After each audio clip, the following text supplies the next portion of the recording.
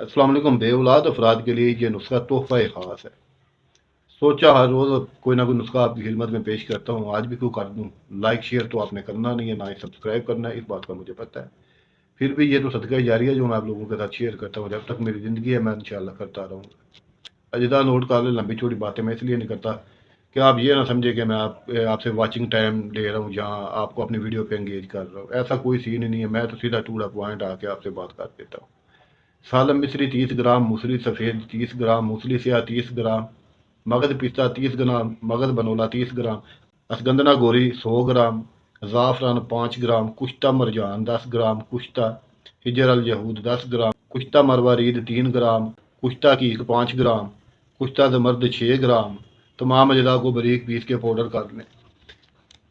जितना वज़न बनेगा उससे 3 गुना ज़्यादा जंगली शहद ले लें, उसके अंदर ये तमाम पाउडर डाल के मिला लें, मजून तैयार हो जाएगी। रोज़ाना रात को सोने से पहले 1 चाय वाला चम्मच नीम गर्म दूध के साथ लें, कम अज़ कम 30 दिन लें। औरत के सामने शर्मिंदगी भी नहीं होगी, जरासीम भी बढ़ेंगे। जो औलाद पैदा करने के काबिल नहीं है मर्द, इंशाअल्लाह ताला अल्लाह पाक उन पे मेहरबानी करेगा। बेशक औलाद देना अल्लाह का काम है, उसी के इख्तियार में है हमारी अगली सांस भी। अल्लाह के फजल से ये जो नुस्खा आपके साथ शेयर कर दिया मैंने, इसे हल्का बिल्कुल भी मत लीजिएगा। हाँ, ये कीमती ज़रूर होगा, लेकिन इंशाअल्लाह ताला आपको मायूस नहीं करेगा। अल्लाह के फजल करम से कम अज़ कम 30 दिन ज़रूर इस्तेमाल करें। दुआ में याद रखें, मिलते हैं नेक्स्ट वीडियो में। अल्लाह हाफिज़। ये नुस्खा लिखा हुआ स्क्रीन पे चल रहा है, आप नोट कर लें। और अगर आपने दिल में आप किसी के साथ नेकी करने का जज्बा रखते हैं तो उस वीडियो को ये सोच के शेयर कर दें कि हो सकता है इस नुस्खे की किसी को अशद ज़रूरत हो।